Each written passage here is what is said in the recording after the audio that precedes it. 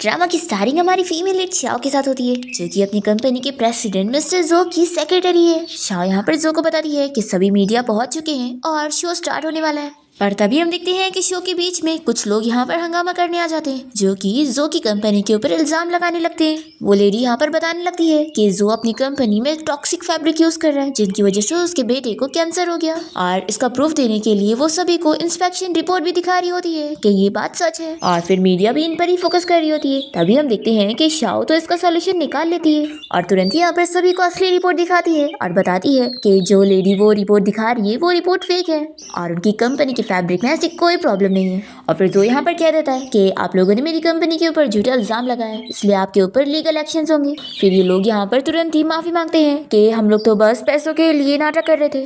तो जो इन लोगों से पूछता है कि इन सब के पीछे किसका हाथ है, उन्हें किसने ऑर्डर दिया था, पर ये लोग बताने से मना करते हैं। तो यहाँ पर जो के गार्ड्स इन लोगों को पकड़ कर लेके जाते हैं और जो इन्वेस्टिगेशन करने के लिए बोल देता है। फिर इसके बाद हम देखते हैं कि शाओ अपने काम पर लग जाती है और जो ने उसे कोई पार्टिसिपेंट की लिस्ट बनाने के लिए दिया होता है। शाओ ओवर टाइम करके ऑफिस में अपना काम कंप्लीट करती है और जैसे वो यहाँ से निकलने लगती है तभी अचानक से उसे चक्कर आते हैं और वो यहीं पर ही बेहोश हो जाती है। फिर इसके बाद उसका हॉस्पिटल में चेकअप होता है और डॉक्टर उसकी फ्रेंड लीना को इस बारे में बताने लगता है कि शाओ को ब्रेन ट्यूमर हो गया है और अब वो बचने वाली नहीं है और उसके पास अब सिर्फ 1 साल का टाइम बचा है। ये जानकर शाओ की फ्रेंड लीना को यकीन नहीं आ रहा होता है कि शाओ को ऐसी बीमारी कैसे हो गई। शाओ भी यहाँ पर रोते हुए सारी चीजें सुन रही होती है और डॉक्टर कहता है कि अब उसे अपनी सारी विश पूरी कर लेनी चाहिए ताकि उसे कोई रिग्रेट ना रहे। फिर नेक्स्ट हम देखते हैं शाओ कंपनी में आने के बाद रिजाइनेशन लेटर लिख रही होती है। तभी जो जैसी ऑफिस में आता है वो उसे मॉर्निंग कहती है और फिर उसके ऑफिस में आकर उसकी सारी चीजें रेडी करती है और ये भी बता देती है कि उसने पता कर लिए कि लास्ट शो में जो हंगामे हुए थे उन सब के पीछे किसी वांग नाम के आदमी का हाथ है। तभी जो शाओ से बताता है कि तुम्हारा आई मेकअप खराब हो गया है, तुम मेरी सेक्रेटरी हो तो तुम्हें अपनी इमेज का ध्यान रखना चाहिए। तभी शाओ यहाँ पर उसे बता देती है कि मुझे रिजाइन करना है। ये सुनकर जो शॉक हो जाता है और कहता है कि मैं तुम्हें 1 मिलियन सैलरी दे रहा हूँ, इतनी ज्यादा सैलरी लेकर भी तुम रिजाइन क्यों कर रही हो। तो ये कहती है कि मुझे अपनी लाइफ जीनी है और मेरे पास कोई और चॉइस नहीं है। तो जो देख लेता है कि ये रो रही थी, वो सोचता है कि लगता है इसे मुझसे प्यार हो गया। मैंने एक्सपेक्ट नहीं किया था कि मैं काम के वक्त इतना ज्यादा हैंडसम लगता हूँ कि मेरी सेक्रेटरी को ही मुझसे प्यार हो गया और अब ये इस वजह से रिजाइन करना चाह रही है ताकि इसके काम के ऊपर इफेक्ट ना हो। फिर वो तो बड़ा स्टाइल मारते हुए उसे खुशी खुशी कहने जा रहा होता है कि वो उसे परस्यू करने का मौका दे रहा है, पर उससे पहले यहाँ पर शाओ कह देती है कि आज मैं छुट्टी लेना चाहती हूँ क्योंकि मुझे डेट पर जाना है। ये सुनकर तो वो शॉक रह जाता है। फिर जो को इस बारे में सोच सोच कर नींद नहीं आ रही होती है और दूसरी तरफ हमारी शाओ बैठकर रो रही होती है। फिर यहाँ पर हम देखते हैं कि जो अपना शावर लेने के बाद अपना चेहरा आईने में देखकर अपनी खुद की तारीफें सोच रहा होता है कि इतना ज्यादा हैंडसम होना भी कितना बड़ा गुनाह है। मेरी सेक्रेटरी शाओ को जरूर मुझसे प्यार हो गया है और उसे लग रहा है कि वो मेरे लायक ही नहीं है, इस वजह से वो रिजाइन करना चाह रही है रियलिटी से बचने के लिए। फिर इसके बाद हम यहाँ पर शाओ को देखते हैं जो कि अपनी ब्लाइंड डेट के लिए जाती है और वो बंदा उसे फ्लावर देता है। शाओ के मन में चल रहा होता है कि मैं चाहती हूँ कि मरने से कम मैं अपनी लाइफ के उस बंदे को ढूंढ लूँ जो मुझसे सच्चा प्यार करे। हम देखते हैं कि यहाँ पर शाओ का ब्लाइंड डेट उसे कहता है कि ये पोज बहुत ही अच्छा लग रहा है, तो लाओ मैं तुम्हारी फोटोज लेता हूँ। तो वो कहती है कि सच में तुम तो बहुत ही फनी हो। अभी हम देखते हैं जो यहाँ पर पहुंच जाता है और वो इन लोगों को ऐसे देखते हुए बहुत ही ज्यादा जेलस होने लग जाता है और फिर ये शाओ की डेट खराब करने के लिए यहाँ रेस्टोरेंट में आने लगता है और इतना स्टाइल मार रहा होता है कि सभी लड़कियां भी उसे देख रही होती है। अब यहाँ पर जो शाओ का ब्लाइंड डेट लू होता है वो उससे पूछ रहा होता है कि तुम्हारी फ्री टाइम में क्या हॉबीज होती है। तो शाओ फ्री टाइम वर्ड सुनते के साथ ही सोचने लग जाती है कि जो तो उसे हर वक्त कॉल पर काम ही काम करवाता रहता है। शाओ यहाँ पर लू को बताती है कि सेक्रेटरीज को 24 घंटे कॉल पर होना पड़ता है, इसलिए फ्री टाइम का तो सवाल ही नहीं। तुम ही सोचो आखिर कोई बॉस इतना ज्यादा एनर्जेटिक कैसे हो सकता है। इतने में यहाँ पर जो आकर बैठ जाता है तो लू पूछने लगता है कि ये कौन है। शाओ बताती है कि यही मेरे बॉस है। फिर लू यहाँ पर हैंडशेक के लिए हाथ आगे बढ़ा रहा होता है पर जो तो अपने में लगा होता है। तो ये देखकर शाओ कहती है कि मेरे बॉस को माइसोफोबिया है। जो यहाँ पर पूछता है कि तुम क्या काम करते हो। तो लू बताता है कि मैं अब तक अब्रॉड में काम कर रहा था लेकिन अब यहाँ पर आ गया हूँ और अच्छी जॉब अपॉर्चुनिटीज का वेट कर रहा हूँ। फिर जो उसे और सवाल वगैरह करने लगता है कि उसने क्या स्टडी किया है। तो यहाँ पर शाओ से कहती है कि बॉस ये मेरी ब्लाइंड डेट है, कोई इंटरव्यू नहीं। सो कहता है कि मैं जानता हूँ तुम मेरी एम्प्लॉय हो और तुम्हारी खुशियां मैटर करती है, इसलिए तो मैं सवाल जवाब कर रहा हूँ। फिर जो यहाँ पर लू को ऑफर देने लगता है कि अगर तुम मेरी कंपनी में काम करोगे तो मैं तुम्हें 1 साल का 10 मिलियन दूंगा। ये सुनकर तो लू तुरंत ही खुश हो जाता है और ये ऑफर एक्सेप्ट करते हुए उसे कहता है कि मैं आपके लिए कॉफी लेकर आता हूँ। तभी शाह यहाँ पर जो उसे पूछने लगती है कि बॉस क्या आप जानबूझ के यहाँ पर मेरी ब्लाइंड डेट खराब करने के लिए आए हैं। तो ये कहता है कि क्या मैं तुम्हें इतना फ्री लगता हूँ। इतने में वेट्रेस यहाँ पर जो उसे पूछने लगती है कि उसने जो सीट बुक किया था वो खाली हो गई है तो वो जाकर बैठे। तो यहाँ पर वो वेट्रेस को इशारा करने लगता है और शाओ तो ये सुन लेती है, तो कहती है कि देखा आप यहाँ पर जानबूझ के आए थे मेरी ब्लाइंड डेट खराब करने के लिए। फिर जो यहाँ से वेट्रेस को भेज देता है और शाओ से बताता है कि एक्चुअली ना मेरे क्लाइंट का शेड्यूल चेंज हो गया, तो इसलिए अब तुम्हें मेरे साथ कंपनी जाकर ओवर टाइम वर्क करना होगा। तो शाओ तुरंत ही कह देती है कि सॉरी मिस्टर जो, मुझे याद है कि मैंने आज आपसे छुट्टी ली हूँ। ये कहता है कि चलोगी तो मैं तुम्हें एक्स्ट्रा बोनस दूंगा। तो शाओ यहाँ पर बहुत ही गुस्से में कह देती है कि बॉस सब कोई आपकी तरह नहीं होता जो हर वक्त पैसे के पीछे पड़ा रहे। देखो मुझे अपनी लाइफ का अभी मोमेंट एंजॉय करने दो, ठीक है। फिर जो कुछ नहीं कहता और तभी यहाँ पर लू आ जाता है इसके लिए कॉफी लेकर। तभी जो इसे बताता है कि मैं तुम्हें इसी वक्त हायर कर रहा हूँ, तो क्या तुम मेरे साथ चलकर कंपनी में ओवर टाइम वर्क करोगे, फिर ये कार तुम्हारी होगी। तो लू तो यहाँ पर खुशी खुशी मान जाता है कि ठीक है बॉस, और जो यहाँ पर शाओ को इशारा करता है कि अब तो उसे चलना ही होगा। फिर इसके बाद वो ये लोग को लेकर अपने कंपनी के ऑफिस में आ जाता है और लू से कहता है कि अगर तुम इस कॉन्ट्रैक्ट को इसी वक्त साइन करते हो तो मैं तुम्हें पूरे साल की डबल सैलरी देने वाला हूँ। ये सुनकर लू तुरंत ही साइन करने जा रहा होता है, तो शाओ जल्दी से इसे रोकती है और कहती है कि क्या तुम इसे पढ़ोगी नहीं। अभी इतने में जो यहाँ पर तुरंत ही नंबर काउंट करने लगता है, तो लू तुरंत ही उसे साइन करके दे देता है। लू कहता है कि क्या इसकी जरूरत है, तो कहती है कि क्या जरूरत नहीं है, और उसे कह देता है कि बॉस आप फिक्र मत करो, मैं बहुत ही अच्छे से काम करूंगा। और फिर वो शाओ से कहने लगता है कि सच में तुम तो मेरी लकी स्टार हो, अब तुम फिक्र मत करो, मैं बहुत सारे पैसे कमाऊंगा और तुमसे शादी करूंगा। तभी जो ये सब देखते हुए इन दोनों को जल्दी से अलग करता है और लू से कहता है कि मेरे कंपनी में ऑफिस रोमांस अलाउड नहीं है और जो भी एम्प्लॉइज काम करता है वो 5 साल तक शादी नहीं कर सकते। लू कहता है कि क्या लड़के भी, तो जो बताता है कि मेरे कंपनी में जेंडर इक्वालिटी है। तो देखो अब तुमने साइन कर दिया हो ना, तो जाओ बाकी की प्रोसेस कर लो। फिर लू बहुत ही खुशी खुशी चला जाता है और फिर जो यहाँ पर शाओ से कहता है कि देखो तुम्हारी चॉइस अच्छी नहीं है, ये बंदा थोड़े से पैसों के लालच में तुम्हें छोड़कर चला गया, तो सोचो आखिर ये तुम्हें अच्छे से कैसे ट्रीट करता। तो शाओ से चिल्लाने लगती है कि बॉस वो एक इंसान है, कोई चेस पीस नहीं है, और क्या आप भूल गए हो कि कंपनी में किसी भी एम्प्लॉय को हायर करने के लिए पहले उसके बारे में पता लगाया जाता है, ऐसे ही नहीं लिया जाता है। ये सुनते के साथ ही जो सोच लगता है कि मुझे पता था कि ये मेरी बहुत केयर करती है। फिर वो कहता है कि ठीक है मैं तुम्हें 3 मिनट का टाइम दे रहा हूँ, तुम इसकी बैकग्राउंड इन्फॉर्मेशन पता कर लो। शाओ ये सुनकर और गुस्सा होती है और उसे चिल्लाती है कि मैं एक इंसान हूँ, कोई गॉड नहीं हूँ जो 3 मिनट में काम करूंगी। आपके लिए इतने सालों से काम करके मैंने कितना कुछ सही हूँ। तो जो कहता है कि तुम क्या कह रही हो कि मैंने 6 सालों से तुमसे काम करवा के तुम्हें टॉर्चर किया हूँ। और फिर जो यहाँ पर इसे पूछता है कि अब रात होने वाली है तो अब तो बता दो कि तुम कहना क्या चाहती हो।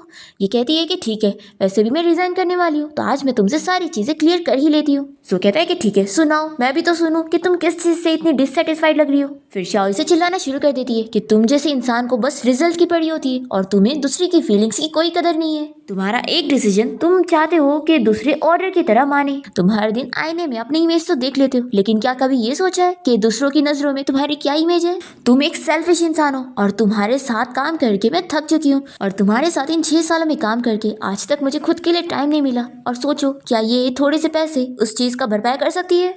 और फिर ये सब सुनाने के बाद वो यहाँ से जाने लगती है। ये कहता है कि लेकिन तुमने मुझे पहले कभी नहीं बोली कि तुम नहीं करना चाहती हो। ये कहती है कि बहुत हो गया, और फिर यहाँ पर वो घर आ जाती है और अपनी फ्रेंड लीना को भी बुलाई होती है और उसे बहुत ही खुश होकर बताने लगती है कि पता है उसे इतना चिल्लाने के बाद अब मुझे कितना रिफ्रेशिंग फील हो रहा है। तो इसकी फ्रेंड इसे कॉन्ग्रेचुलेट करने लगती है कि फाइनली अब तेरा सपना पूरा हो गया अपने बॉस को डांटने का।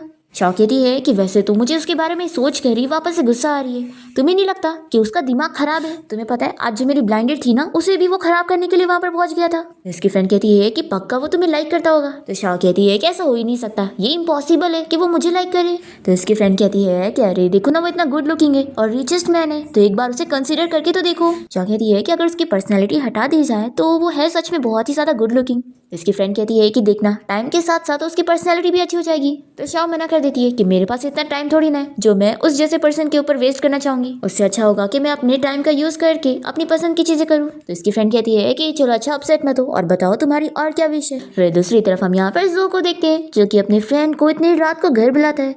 तो वो कहता है कि आखिर इतनी रात में मेरा क्या काम है। तो जो यहाँ पर तुरंत ही उसे 50,000 ट्रांसफर कर देता है। तो फिर इसका फ्रेंड खुश हो जाता है और पूछता है कि बताओ क्या पूछना है। जो यहाँ पर अपने फ्रेंड से पूछता है कि तू मेरे बारे में क्या सोचता है।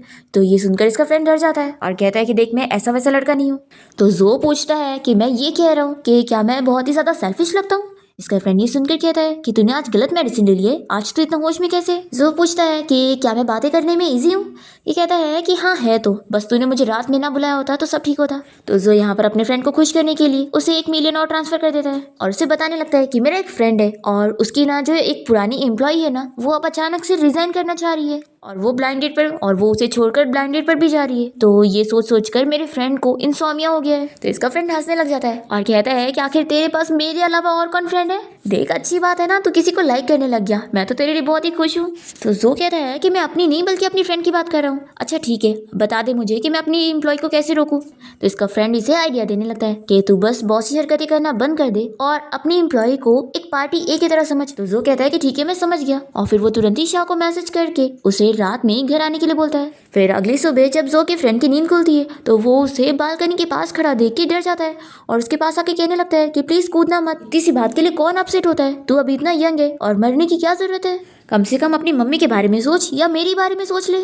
जोई से बताता है कि वो यहाँ पर नहीं आई और उसने उल्टा मुझे ब्लॉक भी कर दिए। तो इसका फ्रेंड इसे चिल्लाता है कि आखिर कौन आधी रात को एक लड़की को बाहर जाने के लिए बोलता है, इतना कॉमन सेंस तो होना चाहिए।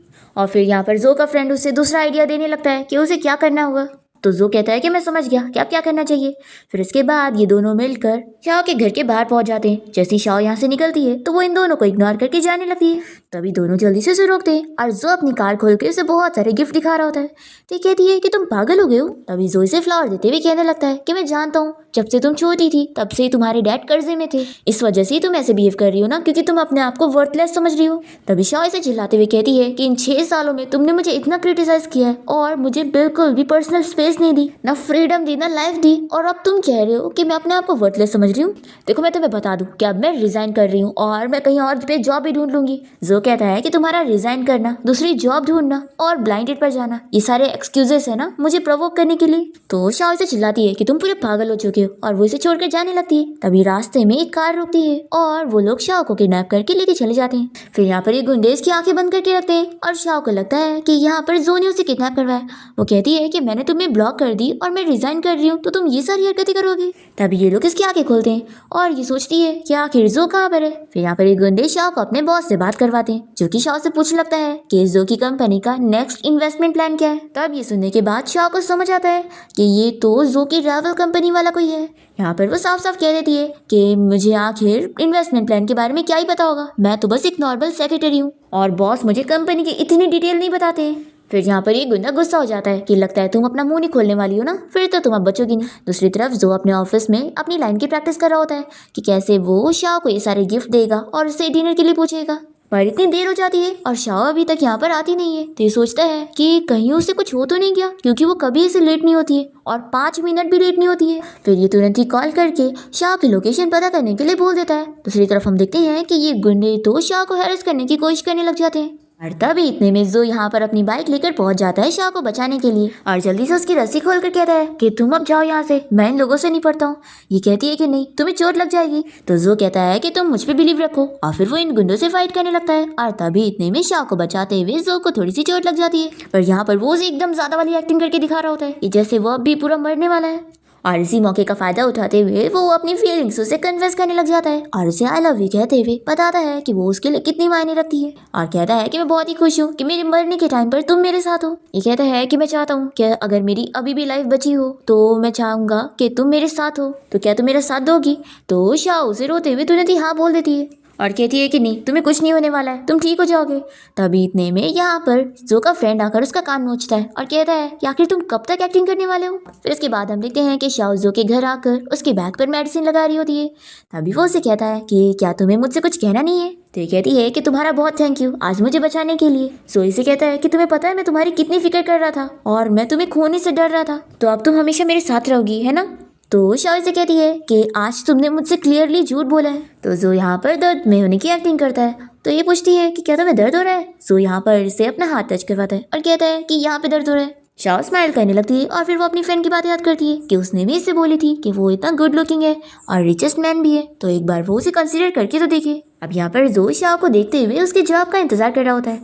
तो वो कहती है कि ठीक है, मैं तुम्हें एक चांस देने के लिए तैयार हूँ, लेकिन मेरी 3 शर्तें हैं। पहला तो ये कि मैं तुम्हें 1 महीने के बॉयफ्रेंड ट्रायल पीरियड पे रखना चाहती हूँ। तो जो खुश होकर पूछता है कि अगर मैंने अच्छे से परफॉर्म किया तो क्या मुझे रेगुलर जॉब मिल जाएगी।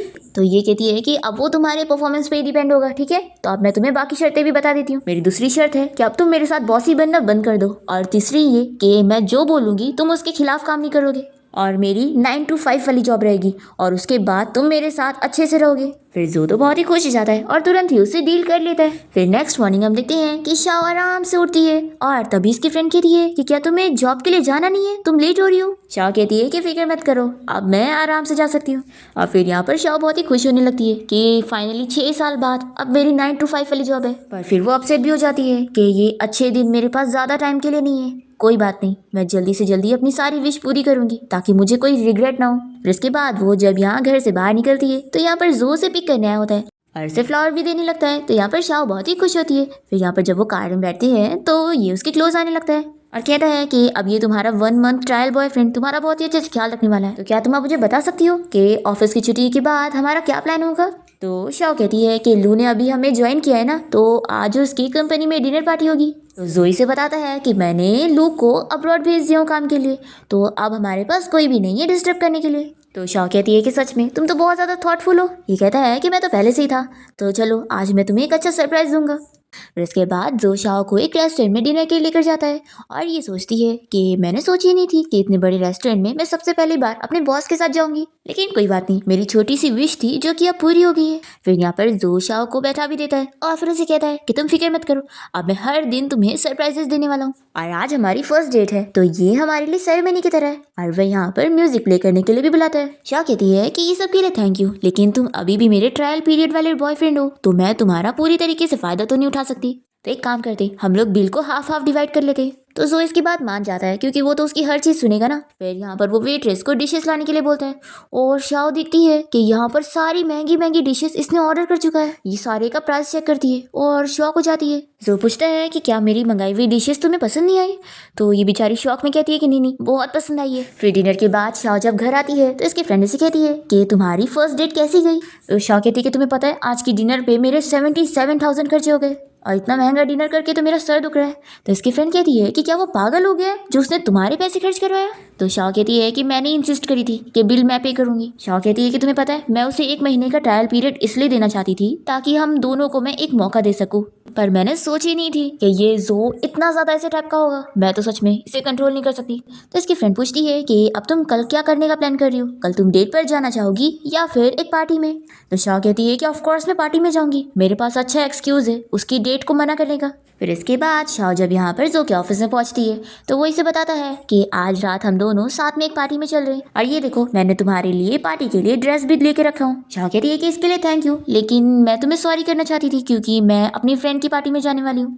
और फिर वो जल्दी से इसे बाय बोलकर भाग जाती है और यहाँ पर जो सोचता है कि तुम ऐसे मुझसे भाग नहीं सकती। फिर इसके बाद हम देखते हैं कि शाओ अपनी फ्रेंड के साथ यहाँ पर अपनी फ्रेंड की दी हुई पार्टी में पहुंचती है और यहाँ पर शाओ की फ्रेंड लीना कहती है कि ये बाइलिन कितनी बेकार लड़की है जो अब्रॉड से आने के बाद तुरंत ही ऐसे शो ऑफ करने के लिए पार्टी रख रही है, मुझे तो यहाँ पर आना भी नहीं था। शाओ कहती है कि मैं भी कौन सा आना चाहती थी, मैं तो बस जो से बचने के लिए यहाँ पर आ गई हूँ। फिर दोनों डिसाइड करते हैं कि चलो यहाँ पर आई गए तो खाना एंजॉय करते हैं। फिर हम यहाँ पर बाइलिन को देखते हैं जो कि इन लोगों की वही पुरानी क्लासमेट होती है जिसने पार्टी रखी है। वो एक वाइन में ड्रग मिलाकर वेटर को कह देती है इसे शाओ को देने के लिए। फिर शाओ ड्रिंक करने वाली होती है, इतने में 2 लड़कियां उसका मजाक उड़ाने लगती है और कहती है कि आखिर बाइलिन ने इसे अपनी पार्टी में यहाँ पर क्यों बुलाई है। तो यहाँ पर शाओ की फ्रेंड लीना उसकी साइड लेते हुए इन लोग को चिल्लाती है कि तुम लोग कुछ भी बातें मत करो, तुम लोग को पता भी नहीं है कि शाओ ने कितनी मेहनत करके अपनी फैमिली के सारे कर्जे भरी है। तो ये लोग और कहने लग जाते हैं कि इतनी जल्दी कोई इतने पैसे कैसे कमा सकता है, जरूर तुमने कोई गंदा काम ही करी होंगी। पर शाओ भी इन लोग का अच्छे से जवाब देती है और कहती है कि मेरे पैसे तो क्लीन है, लेकिन तुम लोगों को अपना सोचना चाहिए कि तुम लोग क्लब में जाके क्या करती हो। फिर ये दोनों लड़कियां पर शाओ के ऊपर और गुस्सा आने लग जाती है, तो बीच में बाइलिन आकर इन लोगों को रोकती है कि हम सभी पुराने क्लासमेट है ना, तो लड़ाई नहीं करते, चलो ड्रिंक कर रहे हैं। और फिर शाओ को यहाँ पे ड्रिंक करवाने के लिए बाइलिन यहाँ पर टोस्ट करने का एक्टिंग करती है, तो सभी लोग यहाँ पे टोस्ट करते हैं और शाओ वो ड्रिंक कर लेती है। हम देखते हैं यहाँ पर जोको जो कि अपने फ्रेंड के साथ यही पार्टी में आ रहा होता है और तभी हम यहाँ पर शाओ को देखते हैं जो कि अब ड्रग की वजह से नशे में हो जाती है। लीना उसकी फिक्र करने लगती है, तभी इतने में बाइलिन आकर कहती है कि लगता है इसकी तबीयत खराब हो गई है, मेरे होटल में और भी रूम है तो चलो मैं जाती हूँ इसे रेस्ट करवाने के लिए। और फिर बाइलिन तो शाओ की रेपुटेशन खराब करने के लिए उसे किसी आदमी को दे देती है रूम में जाने के लिए और साथ ही उसका वीडियो भी बनाने के लिए। अब यहाँ पर शाओ को जैसे ही होश आता है तो वो अपने सामने ये दोनों आदमी को देखकर यहाँ से बचकर भागने की कोशिश करती है, पर ये लोग इसे यहाँ से जाने नहीं देते। हम देखते हैं कि जो यहाँ पर अपने फ्रेंड के साथ पार्टी में शाओ को ढूंढ रहा होता है और उसका फ्रेंड कहता है कि तूने तो बोला था कि शाओ पार्टी में आई है, तो वो कहाँ पर है। तभी हम देखते हैं कि यहाँ पर लीना शाओ को ढूंढ रही होती है और वो यहाँ पर लड़कियों से पूछने लगती है कि शाओ अपना फोन भी नहीं उठा रही है, तो वो कहाँ चली गई। तो यहाँ पर कोई भी उसे बता नहीं रहा होता है कि शाओ को बाइलिन कहाँ पर लेकर गई है। फिर यहाँ पर जल्दी से ये सुनकर जो इसके पास आता है और ये बताने लगती है कि शाओ मिसिंग है, प्लीज तुम मेरी हेल्प करो शाओ को ढूंढने में। शाओ को पता नहीं अचानक से चक्कर आ रहे थे और उसकी तबीयत बहुत ही खराब लग रही थी और फिर बाइलिन उसे अपने साथ पता नहीं कहाँ लेके चली गई। फिर जो अपने फ्रेंड के साथ मिलकर शाओ को ढूंढने के लिए निकलता है और वो यहाँ पर उसे ढूंढते हुए रूम में पहुंच जाता है। जो का फ्रेंड इन दोनों आदमियों को मारने में हेल्प करता है और जो यहाँ पर शाओ के पास आकर कहता है कि ये मैं हूँ, मैं तुम्हें अब भी डॉक्टर के पास लेके चलता हूँ। फिर वो जल्दी से यहाँ पर शाओ को उठा के लेके जा रहा होता है कि इतने में यहाँ पर बाइलिन पहुंच जाती है और कहती है कि यहाँ पर क्या हुआ है। जो कहता है कि एक्टिंग करती रहो। तो ये कहती है कि 8 साल हो गए और तुम्हें अभी भी मुझ पर बिलीव नहीं। तो जोई से कह देता है कि अगर मुझे पता चला कि इस मैटर का तुमसे लेना देना है तो मैं तुम्हें छोड़ूंगा नहीं, और वो यहाँ से शाओ को लेकर चला जाता है। पर बाइलिन तो यहाँ पर सोच लेती है कि जो तुम मेरे एक दिन होके रहोगे। फिर हम देखते हैं कि जो शाओ को रूम में लाने के बाद कहता है कि मैं अभी डॉक्टर को लेकर आता हूँ, पर ये तो इसे रोक लेती है। तो जो कहता है कि ठीक है फिर अब तुम्हें मेरी रिस्पॉन्सिबिलिटी लेनी पड़ेगी। फिर दोनों यहाँ पर नाइट स्पेंड कर लेते हैं। फिर अगली सुबह जब शाओ की नींद खुलती है तो वो इसे देखकर जोर से चिल्लाती है और कहती है कि क्या चल रहा है। फिर वो इसे मारने लग जाती है और कहती है कि तुम कितने बड़ी शेमलेस हो। जो कहता है कि ध्यान से देखो, ये सब तुमने मेरे साथ करी हो तो ठीक से पहले याद कर लो कि किसने किसका फायदा उठाया है। फिर शाओ यहाँ पर याद करने लग जाती है कि कल रात उसने क्या क्या करी है। फिर वो इसे कहती है कि सॉरी मुझे कल रात के बारे में याद नहीं। तो ये कहता है कि कोई बात नहीं है, तुम बस इतना याद रख लो कि तुम्हें अब मेरे लिए रिस्पॉन्सिबल होना पड़ेगा। पर शाओ तो इसे कुछ जवाब नहीं देती और जल्दी से यहाँ से भाग जाती है। फिर यहाँ पर हम देखते हैं कि शाओ की फ्रेंड लीना उसे पूछती है कि क्या सच में तुम दोनों के बीच में कल रात कुछ भी नहीं हुआ। तो ये नहीं कहती है। तो इसकी फ्रेंड को काफी शौक लग रहा होता है कि उसने आखिर अपने आप को कंट्रोल कैसे किया। दूसरी तरफ हम देखते हैं यहाँ पर लू को, जो कि अपने फ्रेंड के साथ होता है और इसके फ्रेंड को भी पता लग जाता है कि उसने शाओ के साथ नाइट स्पेंड करके है। तो जो का फ्रेंड उसके लिए खुश होता है कि अब वो अपनी बंदी को भागने ना दे और फिर से बताता है कि जो आदमी उसे अरेस्ट करने की कोशिश कर रहे थे उन्हें अब 5 साल की जेल हो जाएगी। तो जो यहाँ पर अपने फ्रेंड को बहुत सारे पैसे ट्रांसफर कर देता है। तो ये बहुत ही खुशी खुशी कहता है कि ठीक है अब वो 5 साल नहीं बल्कि पूरी जिंदगी भर जेल में रहेंगे। फिर ये जानने के बाद जो को खुशी मिलती है कि ये हुई ना बात। फिर नेक्स्ट डे हम देखते हैं कि जो शाओ के साथ पुलिस स्टेशन से बाहर निकलता है और वो इसे थैंक्स बोलती है और साथ ही ये भी कहती है कि मैंने एक्सपेक्ट नहीं करी थी कि पिछली बार जो बंदा कंपनी में सारी प्रॉब्लम क्रिएट कर रहा था और जिसने मुझे किडनैप किया दोनों सेम वही मिस्टर वांग है। जो यहाँ पर इसे कहता है कि अब मैं तुम्हारा बॉयफ्रेंड हूँ ना तो तुम्हें थैंक्स बोलने की जरूरत नहीं है। तभी शाओ के डैडी सुन लेते हैं और कहते हैं कि अच्छा तो अब तुम मेरे होने वाले सन इन लॉ हो। अब देखो तुम इतने अमीर हो तो ब्राइड प्राइस के तौर पे तुम कम से कम 10 मिलियन तो हमें दोगे ही ना। तो जो इसके लिए हाँ बोलता है। तो शाह कहती है कि डैड आप कैसी बात कर रहे हैं। तो इसके डैड कहते हैं कि ये 100 मिलियन का प्रोजेक्ट कर रहा है तो बस 10 मिलियन मांग लेना कौन सी बड़ी बात हो गई। और वैसे भी मैंने तुम्हें पाल के इतना बड़ा किया हूँ तो कम से कम ब्राइड प्राइस तो ले ही सकता हूँ, इसमें क्या गलत है। शाह अपने डैड को रोकने लगती है तो वो चुप नहीं होते और कहते हैं कि अब तो मुझे 10 मिलियन के साथ एक विला भी चाहिए और साथ ही एक लग्जरी कार भी चाहिए। जो शाओ के डैड को चिल्लाता है कि आप कैसे डैड हो जो अपनी बेटी को चीज समझकर उसे बेच रहे हो। फिर यहाँ पर शाओ भी कहने लगती है कि डैड आपने लिमिट क्रॉस करी है। तो इसके डैड इसे थप्पड़ लगा देते हैं और कहते हैं कि तुम मेरी बेटी हो, मैं जो चाहे वो करूँ। और फिर वो जाकर कार में बैठ जाते हैं और जो से कहते हैं कि अगर तुम मेरी शर्तें नहीं मानोगे तो मैं अपनी बेटी की शादी तुमसे होने नहीं दूंगा, और वो चले जाते हैं। फिर जो यहाँ पर शाओ की फिक्र कर रहा होता है कि तुम्हें ज्यादा दर्द तो नहीं हो रहा। तो वो कहती है कि नहीं, और वो सोचती है कि मेरे डैड का इतना लालचीपना देखकर अब ये तो मुझसे दूर हो जाएगा। फिर यहाँ पर हम बाइलिन को देखते हैं जो कि अपने डैड से बात कर रही होती है कि अब वो 8 साल बाद अब्रॉड से वापस आ गई है और अब वो जो से शादी करेगी, क्योंकि वैसे भी 8 साल पहले उन दोनों की शादी फिक्स हुई थी पर वो ही उसे छोड़कर चली गई थी, लेकिन अब ये उससे शादी करके उसकी कंपनी का फायदा लेना चाहती है। फिर दूसरी तरफ हम यहाँ पर जो को देखते हैं, उसका फ्रेंड यहाँ पर उसे एक बुक देखता है और बताता है कि इसके अंदर बहुत सारी ट्रिक्स है जिससे तू शाओ का दिल जीत सकता है। फिर जो तो बड़ा खुश हो जाता है और तभी इतने में इसके घर पे इसकी मॉम अब्रॉड से वापस आ जाती है। और फिर हम देखते हैं कि जो की मॉम के गार्ड शाओ को लेकर जबरदस्ती जो की मॉम के पास ले आते हैं। यहाँ पर शाओ कह देती है कि आंटी आपको मुझसे जो बात करनी है आप डायरेक्टली बोल सकती हैं। तो जो की मॉम भी कहती है कि ठीक है फिर मैं डायरेक्टली बात करती हूँ, ये लो 10 मिलियन और मेरे बेटी को छोड़कर चली जाओ। तो शाओ ये 10 मिलियन लेने से मना कर देती है कि आंटी इसे आप अपने पास ही रखो। तो जो की मॉम कहती है क्या तुम्हें ये कम लग रहे हैं, देखो ज्यादा लालची मत बनो क्योंकि तुम मेरे बेटे के लिए एक अच्छी मैच नहीं हो, तो चाहे जो हो जाए मैं अपने बेटे की शादी तुमसे नहीं करवाऊंगी। तो शाह कहती है कि आंटी मैं ये अच्छी तरीके से जानती हूँ कि जो और मैं दोनों अलग अलग दुनिया से बिलोंग करते हैं और हम दोनों एक दूसरे के लिए सही है ही नहीं, तो आपको ये 10 मिलियन मुझे देने की जरूरत ही नहीं है। और फिर वो मन में सोचती है कि वैसे भी मैं मरने वाली हूँ तो ये पैसे तो मेरे डैड ही ले लेंगे। अब यहाँ पर जो की मॉम इंसिस्ट करती है कि देखो ले लो, तुम्हारा ही फायदा है क्योंकि 10 मिलियन कोई कम अमाउंट नहीं होती है। शाह फिर भी लेने से मना करती है तो जो की मॉम तो बड़ी खुश हो जाती है। फिर वो शाह से कहती है कि क्या तुम्हें पता है कि जो ऐसे टाइप का कैसे है कि उसे किसी से भी प्यार करना नहीं आता। शाह पूछती है कि क्या इसके पीछे कोई सीक्रेट है, तो जो की मॉमी से बताने लग जाती है और हमें फ्लैशबैक में दिखाते हैं 6 महीने पहले जो जब अपने घर पहुंचता है तो वो देखता है कि कैसे उसके डैड यहाँ पर उसकी मॉम को चीट कर चुके होते हैं और उसके डैड की अपनी मिस्ट्रेस के साथ लड़ाई हो रही होती है। और वो जो को देखकर उसे कहने लगते हैं कि मैं तुम्हें एक सबक देना चाहता हूँ कि लड़कियां कोई अच्छी नहीं होती है, इसलिए उनसे दूर रहना। और फिर जो के डैड तो उस मिस्ट्रेस को मारने के चक्कर में खुद भी नीचे गिर के मर जाते हैं और जो अपने डैड को अपनी आंखों के सामने मरते हुए देख लेता है। अब ये सारी चीजें जो की मॉम शाह को बताते हुए कहती है कि मेरा बेटा असल में बहुत ही अच्छा है, वो बस रूथलेस बनने की कोशिश करता है, लेकिन असल में तो वो फैमिली का बहुत ही ख्याल रखता है। लेकिन अपने डैड के ट्रॉमा की वजह से वो लड़कियों से दूर रहने लग गया था और उसकी लाइफ में तुम ही एक लड़की हो जिसने उसके साथ 6 साल काम करी है। मैं जानती हूँ कि तुम दोनों के बीच में प्यार नहीं है तो क्या हुआ, अफेक्शन तो है ना। तो मैं एक मॉम होने के नाते चाहती हूँ कि तुम मेरे बेटे को प्यार करना सिखाओ। तो शाओ भी जो के बारे में ये सब जानने के बाद उसकी मॉम से कह देती है कि वो हेल्प करने के लिए तैयार है। फिर इसके बाद हम देखते हैं कि जो की मॉम ने एक पार्टी रखी होती है जहाँ पर वो शाओ को अपने साथ लेकर पहुंचती है और वो उसे अपने बेटे जो के सामने लाकर खड़ा कर देती है और शाओ जो से पूछती है कि क्या तुम मेरे साथ डांस करना चाहोगी। फिर हम देखते हैं कि शाओ और जो सभी के सामने बहुत ही अच्छा डांस करते हैं और फिर यहाँ पर जो अनाउंस करता है कि मेरी सेक्रेटरी शाओ मेरी फियांसी है, मेरी होने वाली वाइफ। तो ये सुनकर तो शाओ यहाँ पर पूरी शॉक हो जाती है और फिर जो तो यहाँ पर इसे रिंग दिखाते हुए शादी के लिए प्रपोज भी कर देता है और फिर सभी यहाँ पर इन लोग को चीयर करने लग जाते हैं कि शाओ को हाँ कहनी चाहिए। शाओ तो यहाँ से भागने का सोच रही होती है कि स्क्रिप्ट में तो ये सब था ही नहीं। तभी जो की मॉम यहाँ पर शाओ को इशारे करने लगती है कि उसे हाँ बोल देना चाहिए, पर तभी इतने में यहाँ पर बायलिन आ जाती है और वो कहने लगती है कि मैं इसके लिए रेडी नहीं हूँ। और फिर वो जो का हाथ पकड़ते हुए सभी को बताने लगती है कि जो की फियांसी मैं हूँ।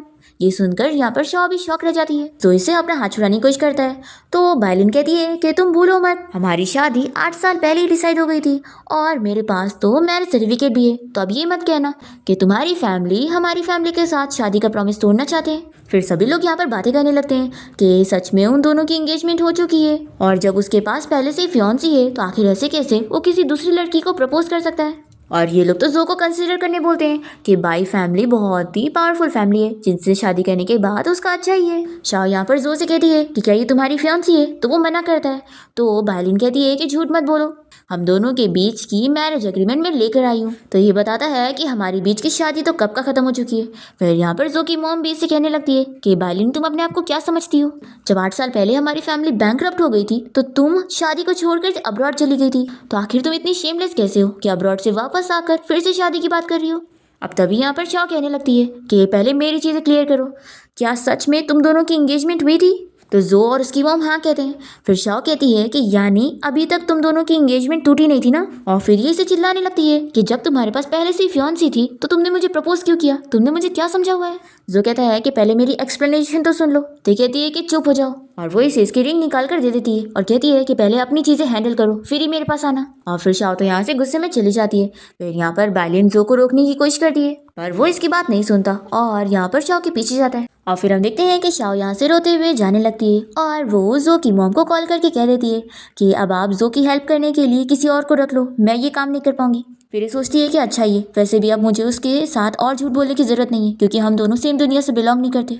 अब तभी इतने में जो यहाँ पर पहुंच जाता है शाओ को रोकने के लिए, पर वो इसे पुश कर देती है और वो बेचारा स्विमिंग पूल में गिर जाता है और ये यहाँ से चली जाती है। और फिर हम देखते हैं कि शाओ यहाँ से रोते हुए जा रही होती है और जो का इतना कॉल आ रहा होता है पर ये उसका एक भी कॉल नहीं उठाती। और फिर नेक्स्ट डे हम देखते हैं कि शाओ जब कंपनी जाने के लिए निकल रही होती है तभी यहाँ पर इसे बायलिन मिलने आती है और वो इसे अपने साथ बात करने के लिए लेकर जाती है और कहती है कि अब तुम मेरी और जो की एंगेजमेंट के बारे में क्लियर तो हो गई हो ना। तो शाओ कहती है कि मैं जानती हूँ कि मेरा इस सब में बात करके कोई फायदा नहीं है तो मैं जा रही हूँ। और फिर शाओ जब यहाँ से जाने लगती है तो बायलिन इसे कहती है कि तुम्हें क्या लगता है कि जो तुम्हें सच में लाइक करता है, बिल्कुल भी नहीं, तुम बस मेरी सब्स्टिट्यूट हो। शाओ ये सुनकर शॉक होती है और बायलिन इसे बताने लगती है कि जो और मैं चाइल्डहुड स्वीट हार्ट है और हम दोनों की एंगेजमेंट बचपन से ही तय हो गई थी, पर 8 साल पहले जब जो की फैमिली बैंकरप्ट हुई तो मेरे मॉम डैड ने मुझे फोर्सली अब्रॉड भेज दिया क्योंकि वो मेरी फिक्र कर रहे थे। पर मैं जानती हूँ कि मेरी वजह से जो ने ये सारी चीजें अकेले फेस किया है तो मेरी गलती भी है और फिर उसने मुझसे गुस्सा होकर अपने लिए एक सब्स्टिट्यूट रख लिया, तो इस वजह से मैं उसे ब्लेम नहीं करूंगी। तो शाओ तो इसकी कोई भी बातों पर बिलीव नहीं करती है और कहती है कि तुम अपनी ये झूठी स्टोरी मुझे सुनाना बंद कर दो। तो बायलिन इसे समझाने लगती है कि मैं और जो एक दूसरे के लिए परफेक्ट मैच है और तुम मेरी कंपैरिजन में कुछ भी नहीं हो। तो शाओ कहती है कि अगर तुम जो को इतना ही लाइक करती हो तो उसके पीछे जाओ ना, मेरी बेइज्जती क्यों कर रही हो, मैं ये सब सुनने में इंटरेस्टेड नहीं हूँ। तो बायलिन से कहती है कि मैं बस तुम्हें रिमाइंड कर रही हूँ कि तुम मेरे जो को सेड्यूस करना बंद कर दो। देखो उसने सभी के सामने तुम्हें प्रपोज किया तो क्या हो गया, उसकी एंगेजमेंट मेरे साथ है तो एक ना एक दिन उसे मेरा ही होना है और उसकी और मेरी शादी होके रहेगी। अब तभी शाओ को जो का कॉल आने लगता है तो बायलिन कहती है कि उसका कॉल उठाओ और बताओ कि तुम मेरे साथ हो, उसे भी तो पता लगे कि उसकी वाइफ और मिस्ट्रेस साथ में है। अभी इतने में हम देखते हैं कि जो का फ्रेंड यहाँ पर इन दोनों की फोटो लेकर जो को भेज देता है और फिर जो तुरंत यहाँ पर पहुंच जाता है। शाओ इसे देखकर जाने लगती है तो जो जल्दी से शाओ को रोकता है और कहता है कि पहले मेरी एक्सप्लेनेशन सुन लो। हाँ, मेरी एंगेजमेंट उसके साथ थी तो क्या हुआ, वो बस नाम की थी। और शाओ को अब यहाँ पर बायलिन की बातें सही लग रही होती है, इसलिए वो इसे गुस्सा होकर चली जाती है और फिर वो यहाँ रात में जो के बारे में याद कर करके रोने लग जाती है। और फिर नेक्स्ट मॉर्निंग होते के साथ ही वो अपने आप को समझाती है कि मुझे फालतू चीज़ों में अपना टाइम नहीं वेस्ट करना चाहिए, अभी तो बहुत सारी चीज़ें हैं जो मुझे करनी है। फिर इसके बाद शाओ कंपनी में होती है। जैसे ही जो आता है तो वो बहुत ही गुस्से में अपने ऑफिस चला जाता है और फिर बायलिन यहाँ पर जो से मिलने आती है तो शाओ इसे रोकने लगती है कि तुम बिना अपॉइंटमेंट के अंदर नहीं जा सकती। बायलिन कहती है कि मैं उसकी फियांसी हूँ और मैं जाके रहूंगी। तभी इतने में जो बाहर आता है और बायलिन से कहता है कि तुम ऑफिस में आ जाओ और वो शाओ को उसके लिए कॉफी बना के लाने बोल देता है। फिर यहाँ पर शाओ तो अपसेट हो जाती है और हम देखते हैं कि जो यहाँ पर बायलिन से कहता है कि मैंने तुम्हें अंदर इसलिए लिया हूँ ताकि मैं तुमसे सारी चीजें क्लियर कर सकूँ कि तुम्हारी और मेरी शादी कैंसिल है। तो बायलिन यहाँ पर इसे धमकाने लग जाती है कि अगर तुम हम दोनों की शादी कैंसिल करोगे ना तो हमारी जो बीच की कंपनी की डील है वो भी कैंसिल हो जाएगी और फिर तुम्हारी कंपनी का कितना लॉस होगा। और फिर सभी शेयर होल्डर भी इतने इजीली इस बात के लिए मानेंगे नहीं क्योंकि उनका भी लॉस हो जाएगा। तो क्यों ना तुम मेरे साथ एक डील करो, बस 1 महीने के साथ हमारी ये मैरिज रहने दो। जब हम दोनों की फैमिलीज के बीच में कॉन्ट्रैक्ट खत्म हो जाएंगे और प्रोजेक्ट कंप्लीट होगा तब तुम ये बिजनेस मैरिज खत्म कर देना, फिर इसमें किसी का भी नुकसान नहीं होगा। तो यहाँ पर जो इस चीज के लिए मानते हुए उसे डील कर लेता है। फिर हम देखते हैं कि बायलिन यहाँ पर जानबूझ के जो के क्लोज जा रही होती है शाओ को दिखाने के लिए। जैसे शाओ यहाँ कॉफी लेकर आती है तो वो ये देखकर बहुत ही ज्यादा शॉक हो जाती है और गुस्से में चली जाती है। फिर इसके बाद बायलिन यहाँ पर शाओ के पास आती है और कहती है कि अगली बार ना हम दोनों को थोड़ी प्राइवेट स्पेस दे दिया करना, अब उसके और मेरे बीच में सब कुछ नॉर्मल हो चुका है तो हम दोनों को भी थोड़ा टाइम चाहिए थोड़ा क्लोज होने के लिए। फिर बायलिन के जाने के बाद जो यहाँ पर शाओ का एक्सप्लेन करने की कोशिश करता है तो वो इसे चिल्लाती है और कहती है कि देखो मुझे कोई फर्क नहीं पड़ता है तो तुम्हें ये सब बताने की जरूरत नहीं है। जो कहता है कि वो जानबूझ के तुम्हें दिखाने के लिए एक्ट कर रही थी और हमारे बीच में ऐसा कुछ भी नहीं था, इसलिए तुम जेलस मत हो। तो शाओ इसे कहती है कि पहली बात तो ये कि वो तुम्हारी फियांसी है तो तुम लोग कुछ भी करो, मुझे बताने की जरूरत नहीं है। और दूसरा ये कि ये काम का टाइम है तो इसमें हम पर्सनल मैटर ना डिस्कस करें तो ज़्यादा बेहतर रहेगा, इसलिए अब तुम मेरा टाइम मत वेस्ट करो। जो कहता है कि ठीक है ये काम का टाइम है ना तो फिर ठीक है तुम मेरे साथ अब काम करने चलो, अब तुम मेरे साथ मॉल के इंस्पेक्शन के लिए चलोगी और साथ ही मेरी मॉम के बर्थडे के लिए गिफ्ट चूज करने में मेरी हेल्प करोगी। शाह कहती है कि तुम्हारी मॉम का बर्थडे तो 3 महीने बाद है ना, तो ये कहता है कि तुम्हारा मेरे साथ चलना तुम्हारी जॉब का हिस्सा है एज अ सेक्रेटरी। फिर यहाँ पर शाह को तो मानना ही पड़ता है और फिर जो इसे अपने साथ एक ज्वेलरी स्टोर में लेके जाता है और कहता है कि देखो ये नेकलेस कितने अच्छे हैं, तुम ट्राई करना चाहोगी। तो यहाँ पर जो सेल्स गर्ल होती है वो यहाँ पर बायलिन की साइड होती है और कहने लगती है कि लगता है ये आप मिस बायलिन के लिए लेना चाहते हैं। जो ये सुनकर बहुत ही गुस्सा होता है और कहता है कि अब भी मेरे सामने से निकल जाओ और अब तुम्हें यहाँ पर काम करने की भी जरूरत नहीं है। और फिर जो शाह से कहता है कि ये नेकलेस तुम पहनना चाहोगी तो शाह से मना करने लग जाती है कि मैं बस तुम्हारी सेक्रेटरी हूँ और मैं इन ज्वेलरी के लायक नहीं। तो जो कहता है कि मैं ऐसा क्या करूँ कि तुम समझ सको कि मैं तुम्हें कितना लाइक करता हूँ। इतने में यहाँ पर बायलिन आ जाती है और वो डायमंड नेकलेस देखकर कहती है कि अरे वाह ये मेरे लिए अच्छा है, तो फियांसी तुम मुझे ये दे रहे हो ना। तो जो इसके लिए मना करता है कि मैं क्यों तुम्हें दूंगा। तो ये सुनकर शाह भी शॉक रह जाती है कि ये से मना क्यों कर रहा है। तो बायलिन कहती है कि कम से कम पब्लिक प्लेस में तो मेरी बेइज्जती मत करो। फिर जो यहाँ से चला जाता है और बायलिन यहाँ पर शाह के पास बैठकर उसे बुली करने लगती है और उसे कहती है कि तुम कितनी बेकार लड़की हो ना, मैंने तुम्हें इतना वार्न करी फिर भी तुम मेरे होने वाले हस्बैंड को सेड्यूस करने यहाँ पर आ गई। शाह इसे कहती है कि मैंने ऐसा कुछ भी नहीं करी हूँ और आखिर तुम चाहती क्या हो। तो बायलिन इसे कहती है कि तुम जो को छोड़कर यहाँ से चली जाओ, इस शहर को ही छोड़कर चली जाओ। इतने में यहाँ पर जो वापस आ जाता है और वो ये सब देखकर बहुत ही गुस्सा होता है और शाह का हाथ पकड़ के उसे अपने साथ लेके जा रहा होता है। पर इतने में यहाँ पर बहुत सारे रिपोर्टर पहुंच जाते हैं और बायलिन जल्दी से जाकर जो का हाथ पकड़ लेती है और रिपोर्टर्स पूछने लगते हैं कि लगता है आप यहाँ पर मिस बायलिन के लिए रिंग लेने आए थे। तो यहाँ पर वो भी अच्छे से अपनी रिंग दिखाने लगती है कि हाँ हम लोग रिंग चूज करने आए थे और बायलिन ये सारी चीजें अपने प्लान के हिसाब से कर रही होती है और सभी रिपोर्टर्स यहाँ पर इन दोनों की शादी के बारे में बात कर रहे होते हैं। तो शाह ये देखकर बहुत ही अपसेट हो जाती है और यहाँ से चली जाती है और फिर जो भी देखता है कि यहाँ पर शाह नहीं है और बायलिन यहाँ पर जो को छोड़ ही नहीं रही होती है, पर फिर भी वो कैसे भी करके इससे और रिपोर्टर से पीछे छुड़ाकर यहाँ से चला जाता है। फिर हम देखते हैं कि शाह जब यहाँ से जा रही होती है तभी इसे जो का कॉल आता है और वो पूछता है कि तुम कहाँ पर हो। तो ये कहती है कि अब मेरी काम की छुट्टी हो गई है तो तुम्हारा ऐसे कोई लेना देना नहीं और वो कॉल कट कर देती है। फिर इसके बाद हम देखते हैं कि नेक्स्ट डे जब वो कंपनी में होती है तो यहाँ पर 2 एम्प्लॉयज उसे सुनाने के लिए जानबूझ के बातें करने लगती है और कहती है कि पता नहीं वो शाह अपने आप को समझती क्या है, जो बॉस की वाइफ बनने के सपने देख रही है। सच में वो एक मिस्ट्रेस है जो बॉस और उनकी वाइफ के बीच में आ रही है, उसे तो शर्म भी नहीं आती। अब बॉस की वाइफ आ गई है तो उसे यहाँ से चले जाना चाहिए। फिर हम यहाँ पर जो को देखते हैं उसकी मॉम उसे समझाने लगती है कि तुम चाहे जो कर लो, मैं कभी भी उस बाइलिन को अपनी डॉटर इन लॉ नहीं बनाऊंगी। मुझे शाओ अच्छी लड़की लगती है और मैं चाहती हूँ कि वही मेरी डॉटर इन लॉ बने। जो कहता है कि मॉम मैं भी यही चाहता हूँ, तो आप फिक्र मत करो, मैं जाकर शाओ को एक्सप्लेन करता हूँ। फिर इसके बाद हम देखते हैं कि जो कंपनी पहुंचने के बाद शाओ को ऑफिस में आने के लिए बोलता है और फिर उसे गिफ्ट देने लगता है, पर तभी वो तो रिजाइनेशन लेटर देती है। तो ये देखकर वो कह देता है कि मैं रिजाइन के लिए एग्री नहीं कर रहा हूँ। तो शाओ कहती है कि मैं तुम्हें बता रही हूँ, ना कि रिक्वेस्ट कर रही हूँ, और फिक्र मत करो, मैं 1 महीने में पहले अपना सारा काम हैंड ओवर कर दूंगी, फिर ही यहाँ से जाऊंगी। जो कहता है कि तुम ऐसा क्यों कर रही हो, मैंने बोला ना, बस मुझे थोड़ा सा टाइम दे दो, मैं सारी चीजें सॉल्व करता हूँ। शाओ कहती है कि रिजाइनेशन करना ये मेरा डिसीजन पहले से ही था, और वैसे भी तुम दोनों की शादी का मुझसे कोई लेना देना नहीं है और मुझे तुम्हारी दुनिया से दूर रहना है। जो बताता है कि मैं बाइलिन से शादी नहीं करने वाला हूँ, बस उसकी फैमिली और मेरी फैमिली के बीच में जो कॉन्ट्रैक्ट साइन हुआ है, मैं उस कॉन्ट्रैक्ट के खत्म होने का इंतजार कर रहा था, फिर मैं उससे अपनी शादी तोड़ लूंगा। शाओ कहती है कि ये सारे बहाने करना बंद करो, मेरा इस सबसे कोई लेना देना नहीं है, तुम बस इस पे साइन करो और मुझे अपनी लाइफ से दूर करो। और हाँ, अगर तुम्हें अपनी चाइल्डहुड स्वीटहार्ट की कोई सब्स्टिट्यूट चाहिए तो मेरे अलावा किसी और को ढूंढ लो, मैं तो नहीं बनने वाली हूँ। जो कहता है कि तुम ये क्या कह रही हो, क्लियरली बोलोगी। तो ये इसे बताती है जो बाइलिन ने इसे बताई थी कि वो दोनों चाइल्डहुड स्वीटहार्ट है और बचपन में दोनों की शादी तय हुई थी, और फिर जब दोनों अलग हो गए तो इसने अपने प्यार को याद करते हुए इसे अपनी सब्स्टिट्यूट बना लिया। शाओ जब ये सारी चीजें से कहती है तो ये कहता है कि ये सारी रूमर तुम्हें किसने बताया, ये सब फेक है, तुम मुझे उसका नाम बताओ, मैं उसे छोड़ूंगा नहीं, उसके ऊपर केस करूंगा और उसे बैंकरप्ट कर दूंगा। और फिर जो यहाँ पर शाओ के पास आता है और कहता है कि मेरी बात सुनो, मेरा बाइलिन के साथ ऐसा कोई रिश्ता था ही नहीं, हम दोनों बस एंगेज्ड हुए थे, लेकिन मैंने कभी उससे प्यार नहीं करा हूँ। शाओ इसे कहती है कि उसे बाइलिन ने इसे बताई थी, तो ये कहता है कि रुको, अब मैं उसके साथ अपनी शादी तोड़ कर रहूंगा। और फिर जो यहाँ पर शाओ को लेकर बाइलिन के घर पहुंच जाता है और उसे चिल्लाता है कि अपनी ये डिस्गस्टिंग ट्रिक्स खेलना बंद कर दो, मैंने तुमसे पहले ही बोला था कि हमारे बीच में ऐसा कुछ था ही नहीं, और फिर भी तुमने मेरी बात नहीं मानी। तो यहाँ पर बाइलिन के डैड जो को चिल्लाने लगते हैं कि तुम मेरी बेटी से किस तरीके से बात कर रहे हो। जो कहता है कि मैं अच्छे से जानता हूँ और मैं यहाँ पर हमारे बीच की शादी कैंसिल करने आया हूँ। तो बाइलिन के डैड जो को चिल्लाने लगते हैं कि क्या तुमने हमारी फैमिली को मजाक समझा हुआ है।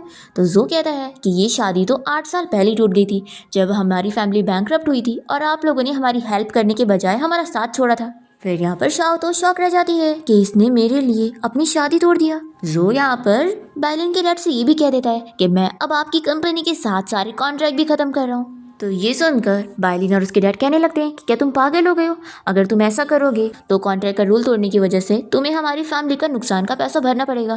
तो जो भी कह देता है कि मेरे पास इतना पैसा है, मैं भर दूंगा। अब यहाँ पर शाओ जो से कहने लगती है कि तुम्हें मेरे लिए ये सब करने की जरूरत नहीं है, तो ये कहता है कि तुम फिक्र मत करो। तभी बाइलिन शाओ को चिल्लाने लगती है कि सब तुम्हारी वजह से हो रहा है और उसके ऊपर हाथ उठाने लगती है। तो यहाँ पर जो जल्दी से इसे रोकता है और चिल्ला कर कहता है कि इसका शाओ से कोई लेना देना नहीं है, ये नहीं भी होती ना तो भी मैं तुमसे शादी नहीं करता, और आज मैं अपना वो मैरिज एग्रीमेंट और अपनी फैमिली का हेirloom लेकर ही जाऊंगा। फिर बाइलिन के डैड उसे गुस्से में मैरिज एग्रीमेंट दे देते हैं और वॉर्न भी कर देते हैं कि अब वो उसे छोड़ेंगे नहीं। फिर बाहर आने के बाद शाओ यहाँ पर जोशी कहने लगती है कि तुम्हें ये सब करने की जरूरत नहीं थी, मैं ये सब अफोर्ड नहीं कर पाऊंगी। तो ये कहता है कि जैसे मैं कुछ कर रहा हूँ वैसे तुम भी हमारे रिश्ते के लिए एक एफर्ट्स तो लेकर देखो। तुमने अब तक उस बाइलिन की बातों में आकर अपनी मन की सारी चीजें सोची, पर मेरी एक भी बात पर बिलीव नहीं करी। अब यहाँ पर शाओ मन में सोच रही होती है कि सच में उससे ऐसा प्रोटेक्ट करने वाला मैन कहीं नहीं मिलने वाला जो उसे इतना लाइक करता है। जो पूछता है कि क्या सच में तुम अभी तक मुझे अपना रेगुलर बॉयफ्रेंड नहीं बनाने वाली हो, मेरे से अच्छा तुम्हें कहीं नहीं मिलेगा। तो यहाँ पर शाओ कह देती है कि मैं रेडी हूँ। ये सुनकर जो बहुत ही खुश हो जाता है और जल्दी से शाओ को हक करता है। फिर यहाँ पर दोनों ही बहुत ही हैप्पी होते हैं और इसके बाद जो बाइलिन की फैमिली को पैसे भरने के लिए अपने कंपनी के एसेट्स वगैरह बेचने लगता है। शाओ को ये देखकर बुरा लग रहा होता है, तो जो कहता है कि सोचो अगर मैं फ्यूचर में गरीब हो गया तो भी क्या तुम मेरे साथ रहोगी। तो वो हाँ कहती है और वो याद करने लगती है कि कैसे जो ने उसे प्रपोज किया और उसे इतना सपोर्ट किया और उसे अपना प्यार दिखाया। फिर ये कह देती है कि मैं तुम्हें लाइक करती हूँ और इसलिए नहीं कि तुम एक सीईओ हो, तुम हो इसलिए। फिर दोनों यहाँ पर किस करते हैं और इसके बाद हम देखते हैं दोनों साथ में मिलकर बाइलिन की फैमिली और सभी शेयर होल्डर के साथ यहाँ पर मीटिंग में होते हैं। हम देखते हैं कि बाइलिन और उसके डैड यहाँ पर सभी शेयर होल्डर को अपने साइड करके रखे होते हैं और जो की कंपनी को नुकसान पहुंचाना चाह रहे होते हैं, पर जो के पास पहले से ही बाइलिन के डैड के सारी फ्रॉड की इन्फॉर्मेशन होती है और वो यहाँ पर ये प्रूफ कर देता है और फिर उसके डैड को यहाँ पर पुलिस अरेस्ट करके लेके जाते हैं और फिर ये सभी शेयर होल्डर चुपचाप से जो के साइड हो जाते हैं। फिर इसके बाद हम देखते हैं कि जो फिर से शाओ को शादी के लिए प्रपोज करता है, तो वो कहती है कि इतनी जल्दी क्यों कर रहे हो, अभी तो हमने जल्दी एक दूसरे को रियल में डेट करना स्टार्ट किए थे। तो जो कहता है कि मैं तुम्हारे लिए सीरियस हूँ इसलिए। पर फिर भी यहाँ शाओ सोचने पड़ी होती है। तब यहाँ पर जो की मॉम इसे साइड में लेकर जाती है और उसे 10 मिलियन देखने लगती है कि तुमने मेरे बेटे को प्यार करना सिखा दी, तो जैसी हमारी डील हुई थी। यहाँ पर वो कह देती है कि मुझे ये नहीं चाहिए और तभी इतने में यहाँ पर जो आकर ये सब सुन लेता है और शाओ को चिल्लाने लगता है कि क्या वो उसके साथ बस ये सब फेक कर रही थी। तो यहाँ पर शॉ कहती है कि ऐसा बिल्कुल भी नहीं है, पर जो इसकी बात नहीं मान रहा होता है और तभी यहाँ पर शॉ बेहोश हो जाती है। फिर उसे हॉस्पिटल में जब होश आता है तो वो जो से माफ़ी मांगती है और उसे बताती है कि उसकी मॉम ने उसे ऑफ़र दी थी, पर ये बस उसकी हेल्प करना चाहती थी, इसलिए इसने उसकी मॉम को हाँ बोली थी। वो कहती है कि लेकिन जो मैंने तुम्हें बताई कि मैं तुम्हें लाइक करती हूँ, ये सब रियल था और कुछ भी फेक नहीं था, पर मैं हम दोनों के रिश्ते के लिए इसलिए नहीं रेडी हो रही हूँ क्योंकि मैं मरने वाली हूँ। और वो इसे अपनी बीमारी के बारे में बता देती है। तो जो बताता है कि मुझे इस बारे में पहले ही पता लग गया था कि तुम्हें लग रहा है कि तुम बीमार हो, लेकिन मैंने तुम्हारी असली रिपोर्ट देखा हूँ, तुम बिल्कुल ठीक हो और वो रिपोर्ट गलत थी जो तुमने देखी थी। पहले तो यहाँ पर शाह को यकीन नहीं हो रहा होता है, पर फिर जो के बताने पर वो बहुत ज्यादा खुश हो जाती है। फिर जो फिर से उसे रिंग दिखा के प्रपोज करता है तो वो मान जाती है और रिंग पहन लेती है। फिर हम देखते हैं कि शाह के डैड भी अब सुधर गए होते हैं और वो उसे पुरानी चीजों के लिए माफी मांगते हैं और वो शाह को थैंक्स भी करते हैं कि तुमने मेरी हेल्प की थी सभी को मेरा कर्जा भरने में। शाह और उसके डैड के बीच की प्रॉब्लम सॉल्व हो जाती है और फिर हम देखते हैं कि फाइनली शाह और जो की ग्रैंड वेडिंग हो जाती है और यहाँ पर इन दोनों की फैमिलीज बहुत ही हैप्पी होते हैं और इसी के साथ ही हमारे इस ड्रामा की हैप्पी एंडिंग हो जाती है।